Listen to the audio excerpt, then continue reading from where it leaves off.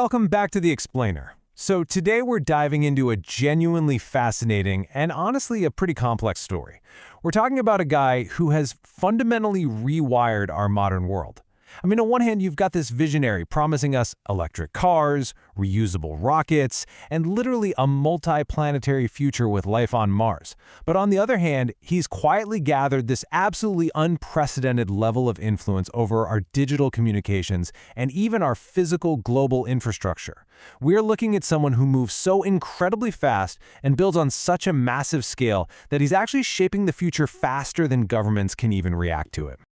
And honestly, that brings us right to the core question of today's explainer. Is he the greatest innovator of the 21st century, or is he the most powerful manipulator of the digital age? It's a tension that pretty much defines his entire public image, right?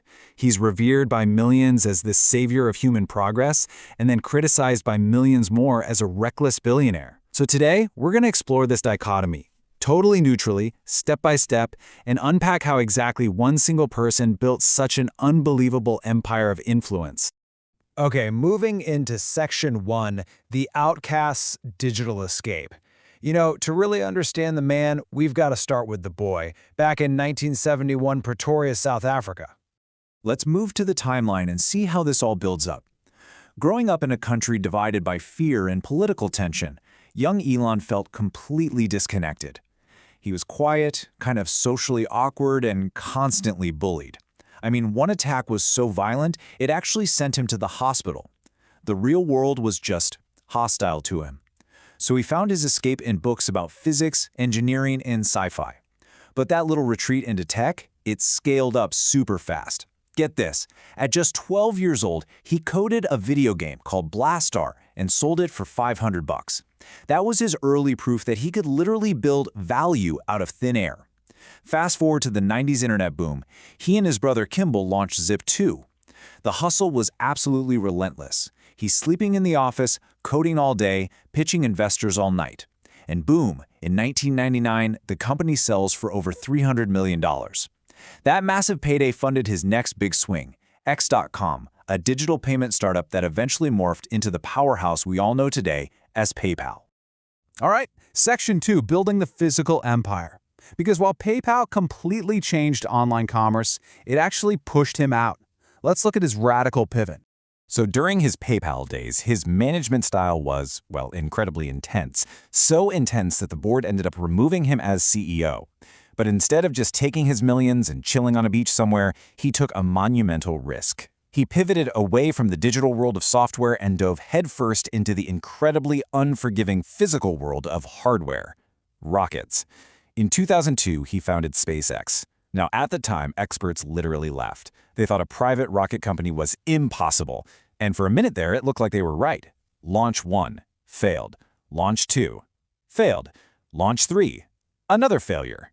Millions of dollars literally going up in smoke, pushing SpaceX right to the absolute edge of bankruptcy.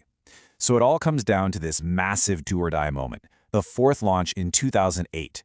If that Falcon 1 rocket failed, SpaceX was done for. But against all odds, it made it to orbit. That single high-stakes moment completely changed history. It secured a massive NASA contract and officially made him the face of modern space exploration. And that rocket story? It perfectly captures the duality of his leadership style, which we really saw when he took over Tesla. On one side, you've got this undeniable visionary leadership.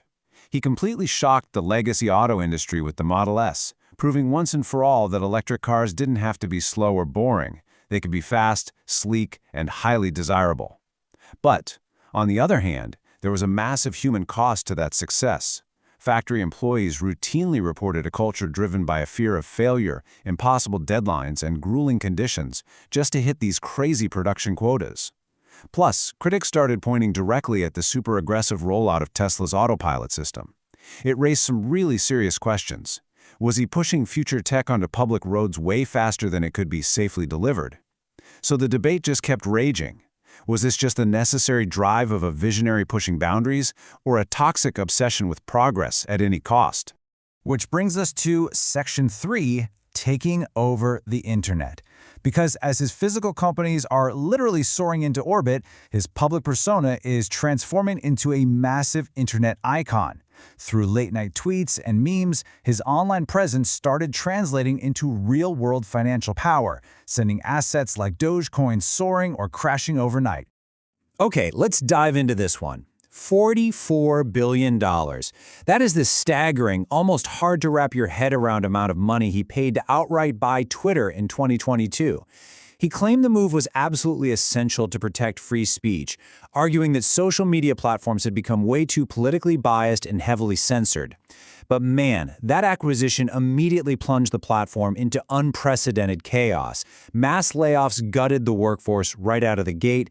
Verification policies flip-flopped abruptly, creating total confusion, and major advertisers just bailed in droves over brand safety concerns. It turned into this highly public, super chaotic clash between a stated ideological goal of open dialogue and a really brutal corporate restructuring. Now, what's genuinely fascinating here is his ultimate vision for the platform. Twitter officially became X. The iconic blue bird completely burned away to make room for his vision of the Everything app. See, he doesn't just want a digital town square for posting text. He wants payments, video streaming, banking services, artificial intelligence, and global communication. The whole shebang consolidated into one massive ecosystem. To his biggest fans, this is the pinnacle of innovation, right? Streamlining our digital lives. But to his critics, it looks like a pretty terrifying consolidation of power. You're putting all that control into the hands of one man, creating a single point of failure for millions of users. And that leads right into Section 4. Infrastructure of the future. Because we're seeing a massive shift in his overall strategy here.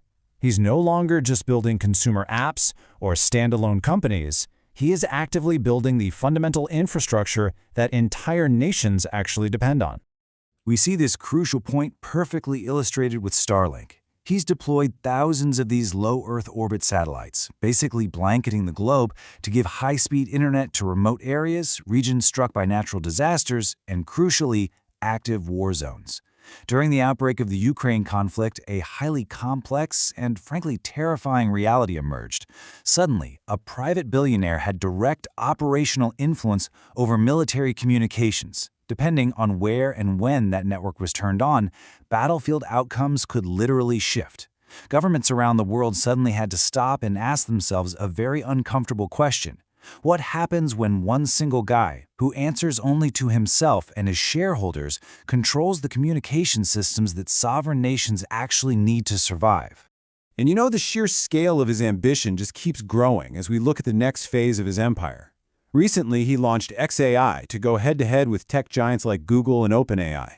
He is in a dead sprint to build advanced artificial intelligence, while simultaneously, and kind of ironically, warning the world that AI might actually be humanity's biggest existential threat. And alongside that digital brain, he's building a physical body, Tesla Optimus.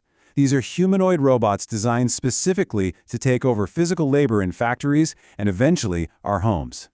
If he pulls this off, this dual pursuit of general AI and robotics could totally transform human civilization, maybe ushering in an age of unbelievable abundance. Or it could wipe out millions of human jobs and completely upend the global economy.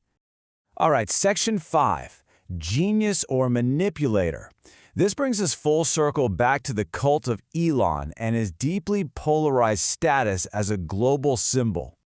To some people, he is literally a real-life Tony Stark, a singular genius who is saving humanity by pushing us to the stars and aggressively getting the world off fossil fuels. To others, he's the absolute embodiment of unchecked billionaire power, a guy with way too much unelected influence over our politics, media, tech, and our collective future. Look, he transformed the entire auto industry. He completely redefined commercial space travel. He fundamentally reshaped social media. And now, he's aiming straight at artificial intelligence. Honestly, the most accurate truth is probably that he's both a visionary builder and a master of power.